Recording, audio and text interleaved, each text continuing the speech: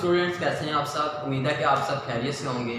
तो आज हम पढ़ने जा रहे हैं पॉलीमराइजेशन रिएक्शन। आखिरी रिएक्शन है रिएक्शन ऑफ अल्काइंस में, और इसके बाद रिएक्टिविटी पढ़ेंगे और उसके अलावा पढ़ेंगे एसिडिक नेचर ऑफ अल्काइन। तो चलिए जल्दी से स्टार्ट करते हैं। पॉलीमराइजेशन मतलब पॉलीमर्स का बनना। पॉलीमर्स कैसे बनते हैं? जब छोटे छोटे यूनिट्स जो मोनोमर्स कहलाते हैं वो आपस में मिलते हैं, तो वो मिलके बड़े यूनिट्स या बड़े मॉलिक्यूल्स बनाते हैं, जिन्हें हम क्या बोलते हैं? पॉलीमर्स। अल्कीन्स की तरह अल्काइंस भी हमारे पास पॉलीमराइजेशन शो करते हैं। जितने भी अनसैचुरेटेड कंपाउंड्स हैं वो पॉलीमराइजेशन को शो कर सकते हैं। अब अल्काइंस के अंदर पॉलीमराइजेशन बेटे दो तरह से होती है। या तो अल्काइंस आपस में मिलकर डाइविनाइल एसिटाइलिन, विनाइल एसिटाइलिन या रबड़ जैसे कंपाउंड्स बनाते हैं, या फिर ये कन्वर्ट हो जाते हैं बेंजीन के अंदर। तो हम दोनों चीज़ें डिस्कस करने जा रहे हैं। सबसे पहले डिस्कस करते हैं कि आपके पास इथाइन। इथाइन का बेटे दूसरा जो नाम है वो आपके पास है एसिटाइलिन। एसिटाइलिन भी कहा जाता है इथाइन को, सिंपलेस्ट। तो एसिटाइलिन की कन्वर्जन हम पढ़ लेते हैं, पॉलीमराइजेशन पढ़ लेते हैं बेटे विनाइल एसिटाइलिन में, और इसके अलावा इसी से आगे डाइविनाइल एसिटाइलिन में, और इसी से आगे जब चलेंगे तो आपके पास नेक्स्ट में जो आपके पास पॉलीमराइजेशन होगी उसको पढ़ेंगे। अब जब हम बात करते हैं बेटे एसिटाइलिन की, तो अभी बताया कि हमारे पास ये क्या होता है। आपके पास एसिटाइलिन इथाइन को कहते हैं इसको। तो एक आपके पास ये इथाइन का स्ट्रक्चर है, और दूसरा जो इथाइन है फॉर एग्जांपल बेटे आपके पास वो ये है। अब इन दोनों ने आपस में ऐड होना है। ऐड कैसे होंगे उसको समझिएगा और गौर कीजिएगा। ठीक है बेटे, आपके पास अगर मैं इन हाइड्रोजन को बजाय एक लाइन में लिखने के कुछ ऐसे लिख दूँ ऊपर वाली साइड से, तो कोई इशू तो नहीं ना होगा, सिंपल ऐड ही होना है ना। अब होगा ये हमारे पास होगा मेरा बेटा ये कि हमारे पास एक बॉन्ड यहाँ पे, ये जो पाई बॉन्ड है ये यहाँ से मूव करके जाके इस कार्बन के साथ बॉन्ड बनाएगा। फिर ये एडिशन हो सकता है, वैसे तो पॉसिबल नहीं। तो ये यहाँ से इसके साथ जाके कार्बन के साथ मिलेगा और बॉन्ड बना देगा। ठीक है, तो जब ये बॉन्ड यहाँ से मूव कर जाएगा तो इस कार्बन के पास तो 3 बॉन्ड बच गए ना। तो फिर इसको पूरा करने के लिए, इस कमी को पूरा करने के लिए ये हाइड्रोजन यहाँ पे इस कार्बन के पास आ जाएगा। तो फिर हमारे पास एज अ रिजल्ट कंपाउंड क्या बनेगा, जरा देखिएगा, समझिएगा। देखो पहले क्या था, CH था, एक हाइड्रोजन गया तो क्या बन गया CH2। आगे डबल बॉन्ड रह गया क्योंकि एक बॉन्ड तो आगे मूव कर गया, और एक कार्बन है उसके साथ एक हाइड्रोजन भी लगा हुआ है, इकट्ठा लिख रहा हूँ मैं। अब इसकी बारी, इस कार्बन के साथ इस कार्बन ने बॉन्ड बनाया तो लिख लिया। आगे क्या था, ट्रिपल बॉन्ड। हाइड्रोजन क्यों नहीं लिखा, क्योंकि आगे चला गया। और आगे क्या बच गया, CH। तो एक हमारे पास इथाइन दूसरे इथाइन के साथ ऐसे जुड़ गया है, और हाइड्रोजन जहाँ पे कमी थी वहाँ पे चला गया। तो ऐसा ही होना है हर बार। अब ये जो ग्रुप है, इतना ग्रुप, इसको बोलते हैं विनाइल, और ये जो इतना ग्रुप है इसको बोलते हैं एसिटाइल। जैसा कि मैंने आपको बताया था, इथीन में से हाइड्रोजन निकाल दे तो विनाइल, और अगर आप इथाइन में से हाइड्रोजन निकाले तो एसिटाइल। तो ये आपके पास क्या बन गया, विनाइल एसिटाइल। अब इसके अंदर भी फर्दर आपके पास एडिशन हो सकता है, किसका, किसी भी इथाइन का। कैसे, फॉर एग्जांपल दोबारा से HC triple bond CH, this is ethyne. Once again वही होगा कि एक जो इथाइन आएगा उसका एक जो बॉन्ड है बेटे वो यहाँ पे मूव करेगा, और इधर जो हाइड्रोजन होगा वो इस कार्बन के पास आ जाएगा, जैसा कि वहाँ पे होगा। एज अ रिजल्ट हमारे पास फिर क्या बन जाएगा, लिख लो जरा। पिछला तो सेम रहेगा ना, मतलब क्या, CH2 वैसे ही रहेगा, डबल बॉन्ड CH वैसे ही रहेगा, उसके बाद ये C वैसे ही रहेगा, ये ट्रिपल बॉन्ड भी वैसे रहेगा, ये कार्बन भी वैसे रहेगा। लेकिन अब आगे ये अटैच हो गया, इस कार्बन के साथ ये वाला कार्बन अटैच हुआ जो कि CH था, और आगे ये डबल बॉन्ड रह गया, ट्रिपल बॉन्ड जो कि टूट गया था, और यहाँ पे हमारे पास बच गया CH। तो ये आपके पास मेरे बेटे केस है CH2, क्योंकि वो हाइड्रोजन इधर है। ये अब आपके पास केस है। अब देखें इसका नाम क्या होगा, ये भी इधर हमारे पास विनाइल ग्रुप है, और ये भी हमारे पास विनाइल ग्रुप है, और सेंटर में हमारे पास कौन सा है, एसिटाइलिन। तो 2 विनाइल ग्रुप हो गए और एक एसिटाइलिन। तो इसका नाम होगा डाई विनाइल एसिटाइलिन। तो ये आपके पास हो गया डाई विनाइल एसिटाइलिन। क्लियर होगी बात। तो पॉलीमराइजेशन इससे आगे भी जा सकती है, मतलब अभी भी यहाँ पे हमारे पास पॉलीमराइजेशन आगे मूव करती रहेगी, और इस तरह से बहुत सारे ऑर्गेनिक कंपाउंड्स बन सकते हैं। अब इस पॉलीमराइजेशन को हम अपने काम के लिए यूज़ करते हैं कि हम बेटे विनाइल एसिटाइलिन से आगे सिंथेटिक रबड़ बनाते हैं। वैसे तो नेचुरल फॉर्म के अंदर भी रबड़ मिलती है, लेकिन उसकी अमाउंट बहुत कम है, वो चंद एक मुल्क हैं ऐसे जिनके अंदर प्रोड्यूस होती है। तो हम इसको आर्टिफिशियल जो आप रबड़ यूज़ करते हो वो किससे बनाई जाती है? वो इथाइन से इक्वेशन की जाती है। ये इथाइन के दो मॉलिक्यूल्स को मिलाया जाता है और बना दिया जाता है विनाइल एसिटाइलिन। उसके बाद ये रिएक्शन यहाँ पे रोक दिया जाता है। ये विनाइल एसिटाइलिन से आगे कोई फर्दर रिएक्शन करवाए जाते हैं, देखें वो कैसे होगा। आगे फॉर एग्जाम्पल आपके पास बेटे विनाइल एसिटाइलिन का फार्मूला लिख लें। ये हो गया विनाइल और ये आपके पास हो गया एसिटाइलिन। ये क्या है? Vinyl acetylene. हम बेटे विनाइल एसिटाइलिन का रिएक्शन करवा देते हैं HCl के साथ। H पॉजिटिव होता है और Cl नेगेटिव होता है, ठीक है। तो जब आप इसका एडिशन करवाने की कोशिश करेंगे, मैं इसको रेस कर रहा हूँ क्योंकि आपने इसको समझ लिया है। तो हम रबड़ बनाने जा रहे हैं। देखो जब बेटे मैं इसका एडिशन करवाऊंगा तो आपके पास ये कहाँ पे ऐड होगा? Addition of unsymmetrical reagent to unsymmetrical compound, the negative part goes to that carbon which is less in hydrogen. तो हाइड्रोजन किसके पास कम है? इसके पास। तो ये जो नेगेटिव पार्ट है ये जाएगा इस कार्बन के पास और ये जो है ये इधर जाएगा। अब ज़हन में आएगा कि उधर क्यों नहीं गया? देखो जहाँ पे अनसैचुरेशन ज़्यादा होगी वहाँ पे हमारे पास एडिशन ज़्यादा होगा। तो आपके पास जब एसिडिटी कंडीशन आएगी तो क्या होगा? जब ये ऐड होगा तो एक बॉन्ड ब्रेक भी तो करना है ना, तो वो ब्रेक हो जाएगा। क्या बन गया? ये बन गया CH2 डबल बॉन्ड CH, आगे कार्बन है, आगे डबल बॉन्ड बच गया था, फिर ये CH। हाइड्रोजन टू इधर गया तो ये CH2 हो गया और ये Cl उसके अंदर ऐड हुआ तो ये आपके पास ये बन गया। अब ये जो कंपाउंड बना, ये जो कंपाउंड बना, इस कंपाउंड को बोल देते हैं क्लोरोप्रीन। क्या बोलते हैं? Chloroprene, not Parveen, chloroprene sorry. तो क्लोरोप्रीन बेटे इस कंपाउंड का हमारे पास नेम है। अब ये जो कंपाउंड हमने बना लिया है इसकी भी हम आगे फर्दर पॉलीमराइजेशन करवाते हैं, मतलब ये यूनिट्स आपस में जोड़ते चले जाते हैं और अगर हम इस क्लोरोप्रीन की फर्दर पॉलीमराइजेशन करवाएं, मतलब इसके हजारों यूनिट्स आपस में जोड़ लें, तो फिर बेटे ये जो हमारे पास क्लोरोप्रीन है ये कन्वर्ट हो जाता है सिंथेटिक रबड़ में। और सिंथेटिक रबड़ का जो आपके पास इस रबड़ का जो नाम है वो आपके पास है नियोप्रीन,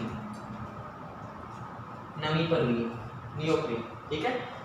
तो इथाइन को आपने कंडेंस करवाया, मतलब मिलाया एडिशन रिएक्शन के जरिए, विनाइल एसिटाइलिन बना। आगे ये फर्दर रिएक्शन नहीं करवाना, वो अलग चीज़ है। अब आप विनाइल एसिटाइलिन के अंदर HCl ऐड करते हो तो क्लोरोप्रीन बनता है, क्लोरोप्रीन को आपस में जोड़ते चले जाते हो तो नियोप्रीन बन जाता है सिंथेटिक रबड़। बड़ा इंपॉर्टेंट शॉर्ट क्वेश्चन आता है कि how you can prepare synthetic रबड़ और नियोप्रीन। तो ये आपके पास इथाइन से आप नियोप्रीन बना सकते हैं, मतलब सिंथेटिक रबड़ बना सकते हैं। तो बड़ा इंपॉर्टेंट पॉलीमराइजेशन रिएक्शन है। अच्छा वो जो डाइविनाइल एसिटिलीन वाला है वो शॉर्ट क्वेश्चन के तौर पे नहीं आता। अब बेटे हर रिएक्शन की कुछ कंडीशंस होती हैं, यहाँ पर भी कुछ कंडीशन है। फॉर एग्जाम्पल यहाँ पे आपको यूज़ करना है कॉपर क्लोराइड और साथ यूज़ करना है NH4Cl। तो दो चीज़ों को आप हमेशा इकट्ठा यूज़ करने वाले हैं और फिर आपके पास जो रबड़ है वो बन सकती है। तो आप ये कंडीशन नहीं बदलेंगे, ये कंडीशन भी याद रखनी है आपको। तो उम्मीद है कि आपको यहाँ तक ये समझ में आ होगा पहला पॉलीमराइजेशन रिएक्शन। सेकेंड वन भी हमारे पास बड़ा आसान है, इसको रेस कर लेते हैं और इसको भी करते हैं हम जल्दी से।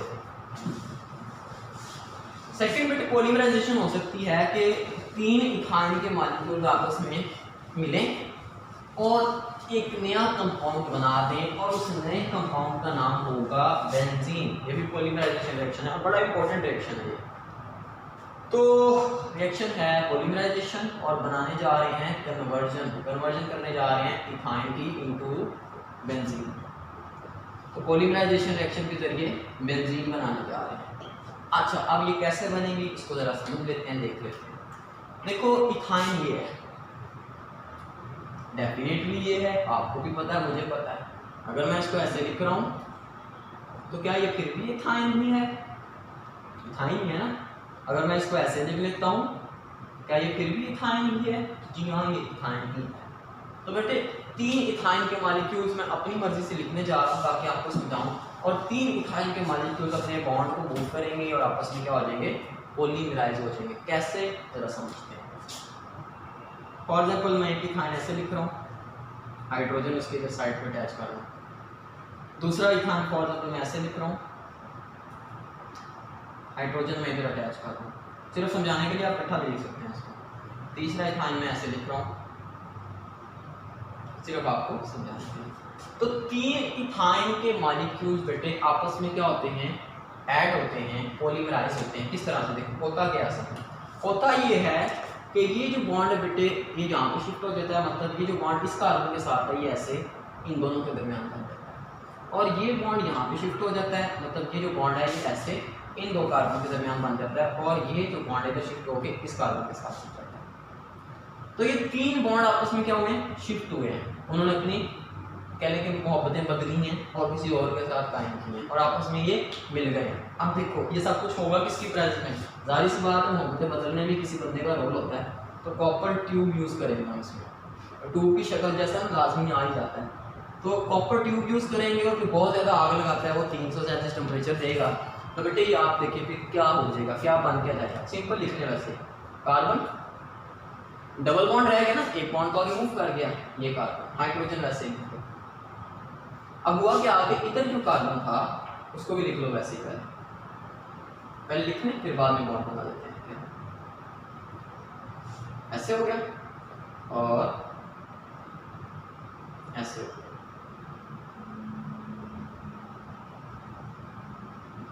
तो इन्होंने बेटे सबने अपने अपने बॉन्ड मूव किए थे, क्योंकि तो जब इसने इधर बॉन्ड मूव किया था तो इधर बॉन्ड बना लिया था, उसने बॉन्ड मूव किया था तो उसने इधर बॉन्ड बना लिया था, इसने बॉन्ड मूव किया था तो इसने इधर बॉन्ड बना लिया था। तो ये आपके पास एक स्ट्रक्चर बन गया बिल्कुल ऐसा ही, ऐसा single bond double bond, single bond double bond, single bond double bond. तो ये स्ट्रक्चर है, ये किसका स्ट्रक्चर है, ये बेंजीन का स्ट्रक्चर है। अगर थोड़ा टेढ़ा निकल गया ठीक कर लीजिएगा इसको, सॉरी फरमा लीजिएगा ठीक से। तो बेटे ये आपके पास असल में क्या बन गई, बेंजीन ही बन गई। तो अल्काइंस जुड़कर कॉपर ट्यूब की प्रेजेंस में 300 सेल्सियस पे बेंजीन बना देते हैं। तो बेंजीन की प्रिपरेशन के लिए ये बहुत इफेक्टिव मेथड है और अच्छा मेथड है जो कि यूज़ किया जाता है। ठीक है, तो आप देखें क्रैकिंग के जरिए भी बहुत सारी लोअर हाइड्रोकार्बन्स बनते हैं जिनको हम फिर आगे यूज़ करके बहुत सारे यूजफुल प्रोडक्ट्स लाइक बेंजीन वगैरह और भी बहुत सारी चीज़ें बनाने की कोशिश कर सकते हैं। तो अल्कान्स के रिएक्शन पूरे हो गए, इनको ज़रा अच्छे से ध्यान में रखिएगा। पॉलीमराइजेशन रिएक्शन दोनों बहुत इंपॉर्टेंट है, इसलिए मैंने अलग लेक्चर में रखा। एक तो बेटे नियोप्रीन बनाना और मतलब सिंथेटिक रबड़ बनाना, और दूसरा हमारे पास पॉलीमराइजेशन के जरिए बेंजीन बनाना। अब लास्ट टॉपिक हमारा रह गया है that is acidic nature of alkynes, उसको भी डिस्कस करते हैं और इसके बाद आपका ये चैप्टर खत्म हो जाएगा। तो चलिए जल्दी से इसको भी अरेंज कर लेते हैं ताकि हम acidic nature of alkyne discuss कर सकें। इस चैप्टर के अंदर ओजोनोलाइसिस, कोल्ड इलेक्ट्रोलिसिस मेथड और एक्सरसाइज में कुछ कन्वर्जन हैं वो, और सबसे इम्पोर्टेंट लॉन्ग क्वेश्चन जो भी पढ़ने जा रहे हैं that is acidic nature of alkynes. ये भी बहुत कह लीजिए एग्जामिनर का एक इम्पोर्टेंट या फेवरेट किस्म का एक लॉन्ग क्वेश्चन है जो कि वो अक्सर एग्जाम के अंदर दे देता है, और ये है एसिडिक नेचर ऑफ अल्काइंस। इसका मतलब क्या है, ये लॉन्ग क्वेश्चन है और वेरी वेरी वेरी एंड बहुत वेरी इंपॉर्टेंट लॉन्ग क्वेश्चन। अब बेटे ये जो एसिडिक नेचर ऑफ अल्काइन है ये very important long question as I said. तो इसमें बेटे हमने क्या डिस्कस करना है, इसमें हमें ये डिस्कस करना है कि जो अल्काइंस होती हैं ना, अल्काइंस खासतौर पे ऐसी अल्काइन जो टर्मिनल है, मतलब जिनके अंदर ट्रिपल बॉन्ड फर्स्ट पोजीशन में प्रेजेंट है, वो एसिडिक होती है। एसिडिक मतलब एसिड किसको कहते हैं, जो प्रोटॉन देते हैं अपना आसानी से, उसी को बोलते हैं ना एसिडिक। तो अल्काइंस जो होती हैं वो एसिडिक नेचर की होती हैं, कैसे जरा समझें। फॉर एग्जांपल मेरे पास जो सबसे सिंपलेस्ट अल्काइन है वो ये है, टर्मिनल अल्काइन है, मतलब ट्रिपल बॉन्ड साइड पे और साथ हाइड्रोजन भी है। टर्मिनल अल्काइन के अंदर हाइड्रोजन होता है कोई ना कोई। तो यहाँ पे बेटे ये कहता है कि जो अल्काइंस हैं वो एसिड की तरह रिएक्ट करती हैं। अब वो एसिड की तरह रिएक्ट करने का क्या मतलब है कि इसके हाइड्रोजन के ऊपर पार्शियल पॉजिटिव, इसके ऊपर पार्शियल नेगेटिव चार्ज होता है। सिमिलरली इधर भी पार्शियल पॉजिटिव, इधर भी पार्शियल नेगेटिव। एसिड अगर कोई होता है, फॉर एग्जांपल HCl है, तो वो क्या करता है, अगर वो एसिड के तौर पे रिएक्ट करना चाहता है, वो अपना H पॉजिटिव लोड करेगा और जो नेगेटिव पार्ट है वो लेता रहेगा। तो अल्काइन ऐसा करती हैं, ये एसिड की तरह बिहेव करती हैं, जो अपना हाइड्रोजन लॉस करके प्रोटॉन किसी को दे देती हैं, और जो भी चीज प्रोटॉन को लॉस करे या किसी को डोनेट कर दे उसे हम क्या बोल देते हैं, एसिड। तो ये एसिड है, इसकी नेचर एसिडिक है, अल्काइंस की ड्यू टू इट्स प्रोटॉन्स। अब क्वेश्चन क्या है कि अल्कीन्स के अंदर भी तो प्रोटॉन्स होते थे, वो क्यों नहीं, और अल्काइंस के अंदर ही क्यों? तो सुने भाई, सुने। देखो, जब कार्बन कार्बन सिंगल बॉन्ड होता है, हाइब्रिडाइजेशन sp3। जब कार्बन कार्बन डबल बॉन्ड होता है, हाइब्रिडाइजेशन sp2। जब कार्बन कार्बन ट्रिपल बॉन्ड होता है तो हाइब्रिडाइजेशन कार्बन की sp। s करैक्टर इसके अंदर कितना निकलता है 25%, इसके अंदर कितना निकलता है 33%, और इसके अंदर कितना निकलता है 50%। ऐसा ही है ना, 50% s से 50% p है। याद रखिएगा बेटे, जो आपके पास s करैक्टर होता है वो किसी भी अगर कंपाउंड में जितना ज्यादा होगा x करैक्टर, उस कंपाउंड की या उस एटम की इलेक्ट्रोनेगेटिविटी उतनी ही ज्यादा होगी। तो यहाँ पे क्योंकि कार्बन बेटे sp3 है, s करैक्टर 25% है, तो यहाँ पे कार्बन की इलेक्ट्रोनेगेटिविटी ज्यादा नहीं होती है, ज्यादा पावर से इलेक्ट्रॉन अपनी तरफ नहीं खींच सकता। sp2 में 33% करैक्टर होता है, थोड़ी सी इलेक्ट्रोनेगेटिविटी ज्यादा होती है, लेकिन जो sp हाइब्रिडाइज्ड ऑर्बिटल्स या sp3 हमारे पास जो sp हमारे पास जो कार्बन होता है उसमें s करैक्टर 50% होता है, और s करैक्टर इतना ज्यादा होने की वजह से इनकी इस कार्बन की इलेक्ट्रोनेगेटिविटी बड़ी ज्यादा होती है, मतलब कि ये हाइड्रोजन जो उसके साथ अटैच है उसके इलेक्ट्रॉन्स को बड़ी पावर के साथ अपनी तरफ खींचे। जब बेटे ये कार्बन की इलेक्ट्रोनेगेटिविटी ज्यादा है तो इन दो बॉन्ड्स के दरमियान, कार्बन और हाइड्रोजन के दरमियान इलेक्ट्रोनेगेटिविटी का डिफरेंस भी क्या होगा, ज्यादा होगा, और जितना ये ज्यादा होगा उतना ही पार्शियल पॉजिटिव और नेगेटिव चार्ज होगा।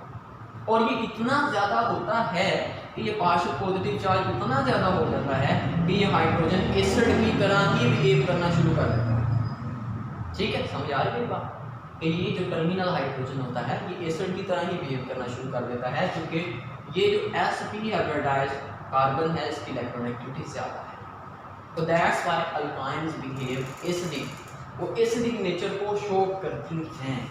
ठीक है, ये बात समझ में आ रही? चलो मैं इसको दिखा देता हूँ, सुने मेरी बात। अब मुझे कैसे पता ये एसिडिक है, मैं इसको देखता हूँ, चेक करता हूँ। आपको पता है कि एसिड कौन कौन से रिएक्शन देते हैं, एसिड के अंदर अगर हम मेटल ऐड करते हैं तो आपको पता है वो क्या करता है, वो आपके पास हमेशा क्या बनाता है, साल्ट बनाता है, और इसके अलावा हाइड्रोजन गैस निकालता है।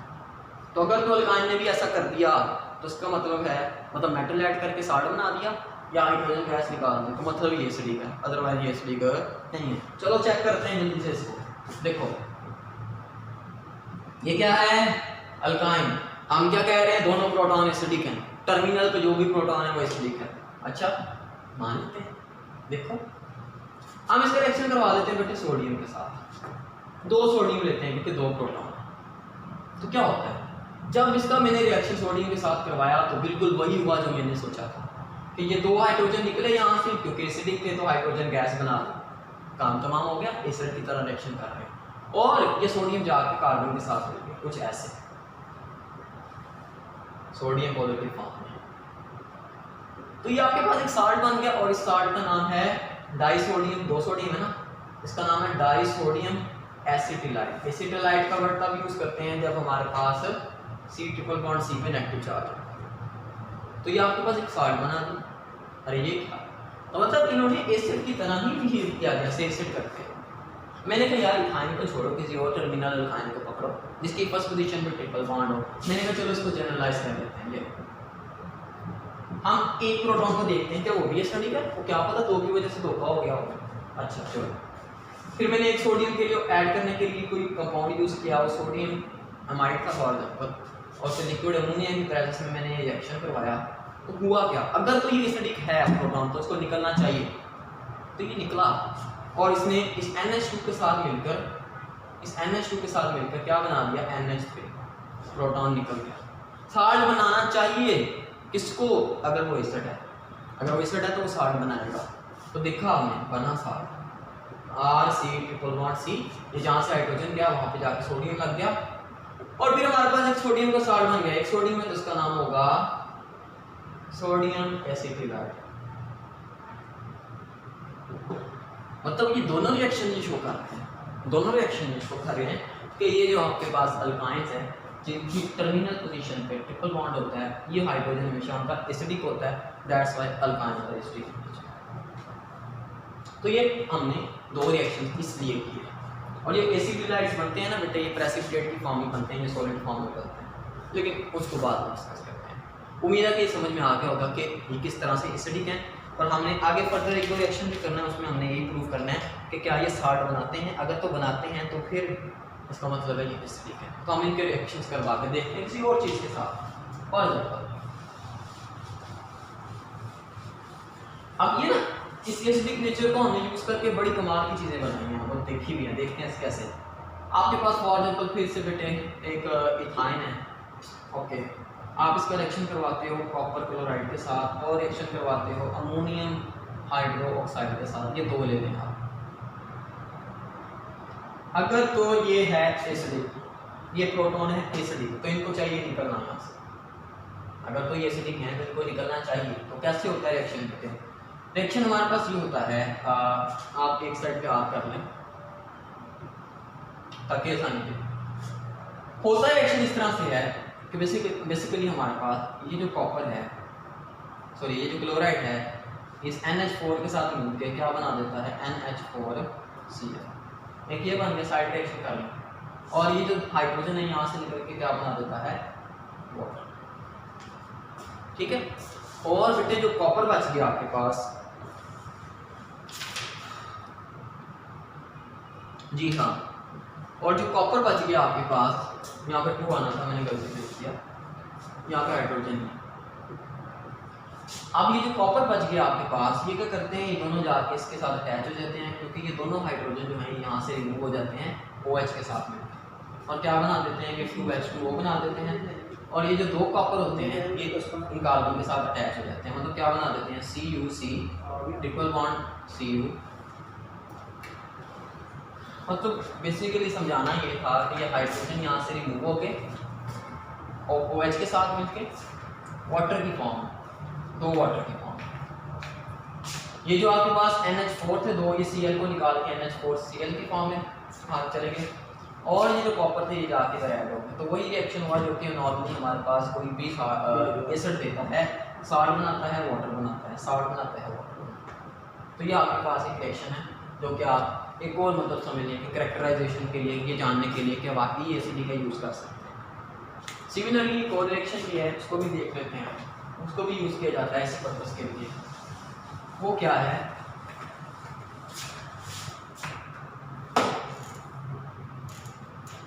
आप क्या कर सकते हैं, आप दोबारा से कोई अल्काइन लें, उसका रिएक्शन करवा दें, फॉर एग्जांपल सिल्वर नाइट्रेट है, चेक कर लो मैं एक बार जी, सिल्वर नाइट्रेट है, और साथ बेटे हम ले रहे हैं अमोनियम हाइड्रोक्साइड।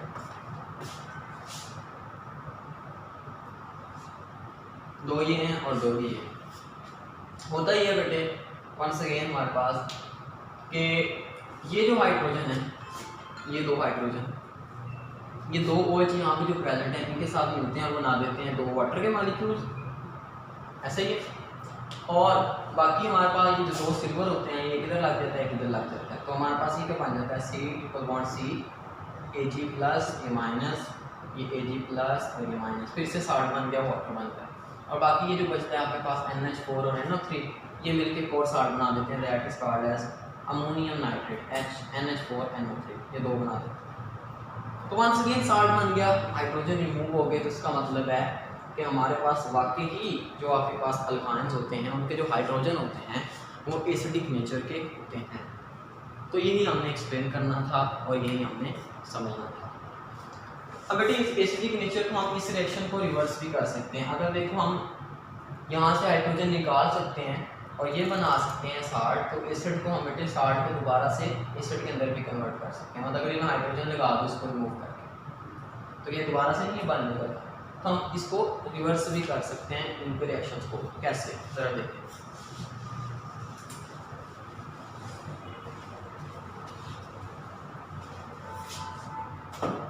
फॉर एग्जाम्पल आपके पास था दो एसिड हैलाइड बने थे, एक आपने शुरू में पहले रिएक्शन में किया कि कॉपर को यूज़ किया, और एक आपने दूसरे में किया कि आपने सिल्वर को यूज़ किया।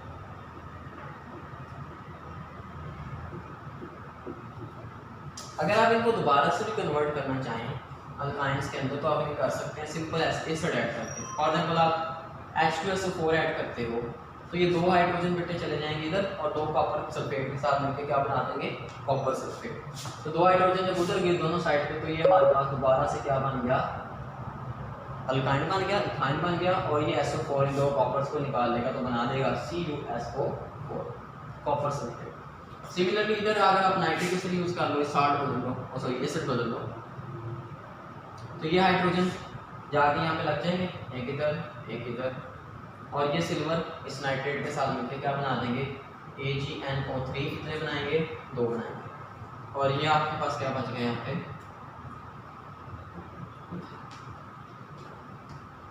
तो ये बेटे आपके पास एसिडिक नेचर का जिक्र था। अब इन रिएक्शंस को हम यूज़ करते हैं, ये जो हम साल्ट बना रहे हैं और इनको दोबारा से कन्वर्ट कर रहे हैं, किस लिए कर रहे हैं, क्योंकि बेटे आपके पास जब इसका अल्काइंस का रिएक्शन करवाते हैं, फॉर एग्जाम्पल आपके पास अल्काइंस का एक मिक्सचर है और उस मिक्सचर के अंदर बहुत सारी अल्काइन हैं, कुछ टर्मिनल अल्काइंस हैं, ठीक है, मतलब जिनकी फर्स्ट पोजीशन पे ट्रिपल बॉन्ड आ जाता है, और कुछ ऐसी हैं जिनकी सेकंड थर्ड पोजीशन पे ट्रिपल बॉन्ड आ रहा है। आप उनको सेपरेट करना चाहते हो तो आप सिंपल क्या करो कि वो जो पहले हमने कॉपर क्लोराइड और NH4OH के साथ रिएक्शन कराया, आप इसके अंदर ये डाल दो, जो तो हमारे पास टर्मिनल होंगी वो ये वाला रिएक्शन दे के ये एसिटिलाइट बना देंगे, और इन एसिटिलाइट का बेटे कुछ ये प्रेसिपिटेशन की फॉर्म में होते हैं, मतलब सॉलिड फॉर्म में होते हैं, नीचे बैठते हैं, ऐसे नीचे बैठते हैं, ठीक है। आप इनको फिल्टर करके बाहर निकाल दोगे और बाद में इनके अंदर एसिड ऐड करोगे तो ये दोबारा से आयन के अंदर कन्वर्ट हो जाएंगे। तो इस तरह से आप जो टर्मिनल अल्काइंस हैं उनको जो दूसरी अल्काइन है जिन्हें आप नॉन टर्मिनल अल्काइंस भी कह सकते हैं उनसे सेपरेट कर सकते हैं, ठीक है। तो आप इनकी सेपरेशन कर लेंगे और इस तरह से ये रिएक्शन जो है ये सेपरेशन, प्योरीफिकेशन, इस तरह के कह लेंगे प्रोसेसेस के लिए बेटे यूज़ होता है। तो ये आपके पास एसिडिक नेचर ऑफ अल्काइन, इसको बड़े गौर से पढ़िएगा, रीजन एक ही है, ठीक है। अब इसमें से शॉर्ट क्वेश्चन भी आ जाता है कि what is the reason for the acidic nature of alkyne, तो जो एस कैरेक्टर का जिक्र किया वो इसका आंसर होगा। तो ये आपका बेटे चैप्टर खत्म हो गया। एंड पे कंपैरिजन है अल्केन, अल्कीन और अल्काइंस की रिएक्टिविटी का आपको पता है। अल्कीन सबसे ज़्यादा रिएक्टिव हैं, अल्काइन उससे कम रिएक्टिव हैं और अल्केन बहुत ही लेस रिएक्टिव हैं। उसके रीज़न उनके बॉन्ड, पाई बॉन्ड और सिग्मा बॉन्ड। तो इंशाल्लाह ये आपका चैप्टर खत्म हो गया है, इंशाल्लाह नेक्स्ट लेक्चर में मिलेंगे। थैंक यू वेरी मच, अल्लाह हाफिज़, अस्सलाम।